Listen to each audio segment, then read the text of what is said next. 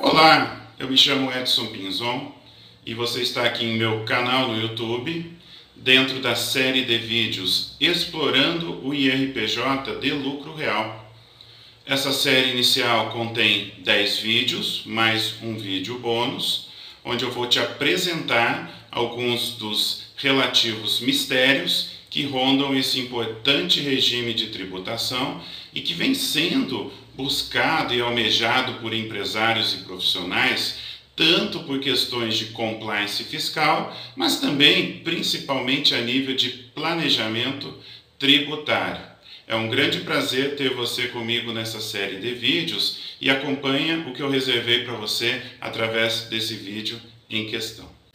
Chegamos ao último vídeo, o vídeo bônus dessa série Explorando o IRPJ de Lucro Real, dessa primeira fase da série, onde eu quero conversar com você a respeito de um assunto que não costuma ser muito badalado, mas que na minha visão ele tem sim uma relativa importância e a minha experiência demonstra que lamentavelmente os profissionais, alguns profissionais têm pecado e bastante em relação ao correto controle e utilização fiscal. Estou falando das despesas pré-operacionais ou pré-industriais. As despesas pré-operacionais e as de expansão das atividades industriais computadas no resultado. Bom, já de longa data, desde 2008 para ser mais exato, não há o que se falar de se contabilizar em regra no ativo as despesas pré-operacionais. Salvo parcas exceções em que a aplicação do recurso se enquadre no conceito de um ativo intangível, bem como os casos em que estivermos diante de um ativo imobilizado, mas não sendo imobilizado e não sendo ativo intangível, todo o gasto que ocorrer durante uma fase ou etapa pré-operacional da empresa, aquela em que ela não estiver ainda totalmente pronta para iniciar as suas operações, esse gasto vai diretamente para o resultado, sim, provocando uma DRE com prejuízo contábil. Então é absolutamente comum e normal uma empresa, ainda mais empresas que atuem com segmentos específicos, que dependem muitas vezes de liberações, de licenças, e por conta disso, essa etapa pré-operacional pode se arrastar por vezes, por meses ou anos. Então, principalmente nesses casos, é importante que você observe com atenção a informação que eu estou te apresentando nesse vídeo, para que não corra riscos, para que não faça coisa errada em relação à apuração do IRPJ e contribuição social no regime de lucro real. Então é isso mesmo, pessoal. Não se deve ativar as despesas da etapa pré-operacional.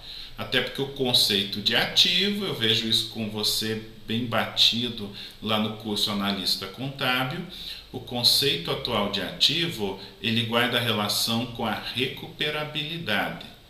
E gastos que eu estou fazendo enquanto a empresa sequer está faturando, não existe garantia no mundo de recuperabilidade.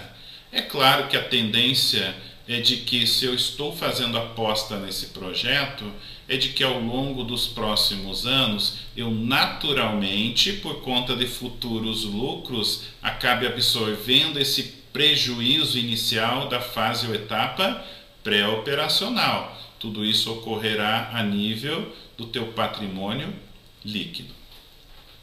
As despesas pré-operacionais computadas no resultado devem ser adicionadas para posterior exclusão em no mínimo 5 anos ou 60 meses, a partir do início, a contar do início das operações ou de atividade das novas instalações. Isso aqui eu trouxe para vocês, está tanto no regulamento do imposto de renda, quanto na instrução normativa vigente da Receita Federal. Em relação à adição, você fará uso da linha 71 da parte A do LALUR ou LACS, registros M300 e M350 da tua ECF, Escrituração Contábil Fiscal. Quando da exclusão, você a reconhecerá na linha 147. Só a título de curiosidade, a adição da linha 71 ela requer o tipo de relacionamento 3 da ECF.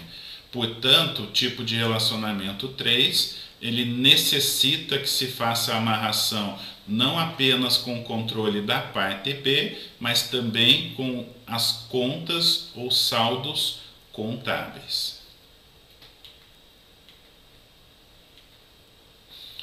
Vamos entender então essa dinâmica apresentando aqui um case prático com valores para a tua melhor absorção do conteúdo.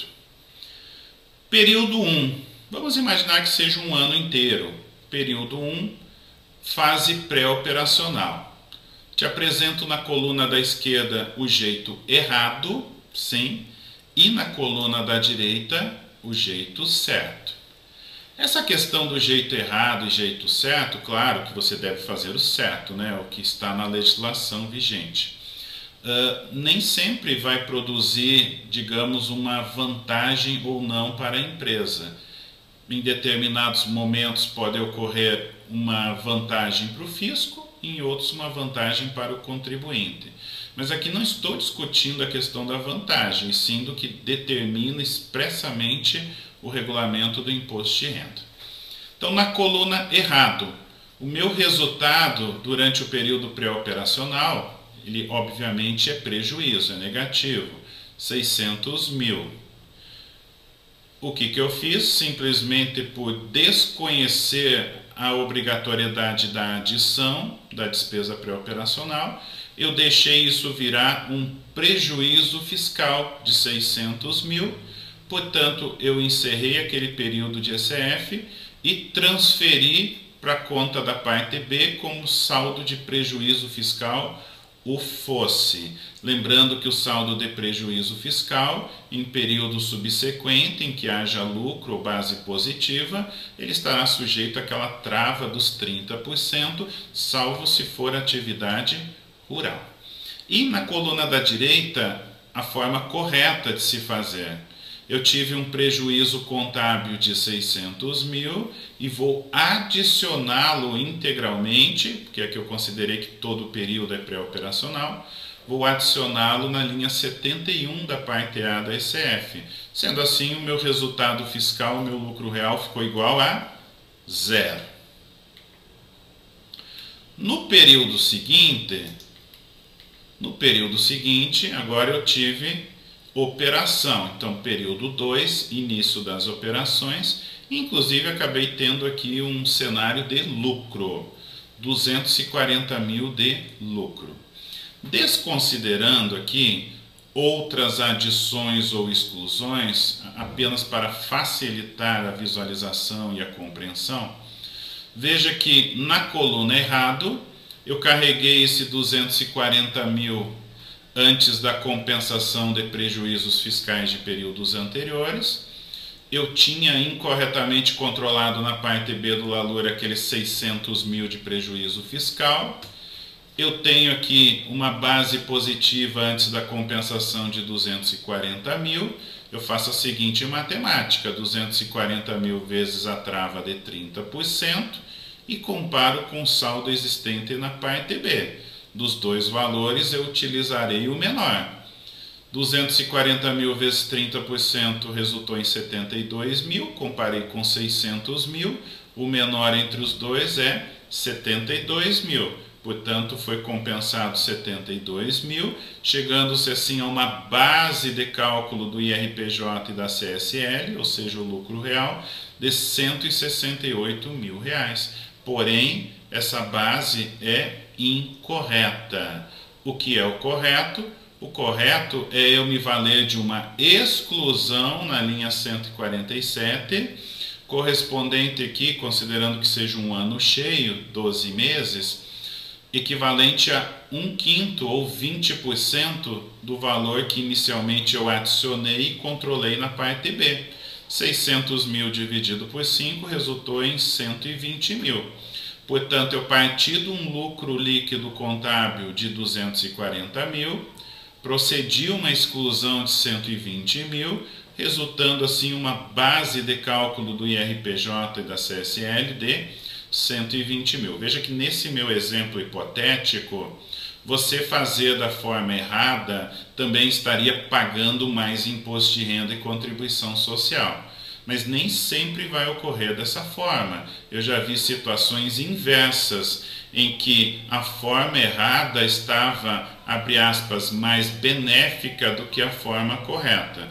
Mas aqui não vem o caso de forma errada ou correta. Você sempre deve adotar a forma correta. Portanto, eu vou novamente frisar, o correto em relação à despesa pré-operacional é você lidar como adição enquanto estiver na fase pré-operacional e exclusão no prazo mínimo de 60 meses ou 5 anos enquanto estiver na fase operacional. Outro detalhe, o legislador ele fala em prazo mínimo, ele não estipula um prazo máximo. Isso também pode ser utilizado a teu favor como instrumento de planejamento tributário. Bem, pessoal, esse era o recado que eu gostaria de passar para você através desse vídeo do projeto Explorando o IRPJ de Lucro Real. Lembre-se, aproveite e se inscreva aqui em meu canal no YouTube, caso você ainda não seja inscrito, ative o sininho.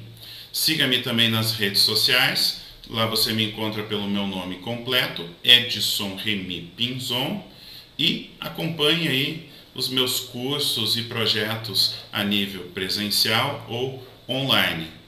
Te espero em um próximo vídeo. Obrigado.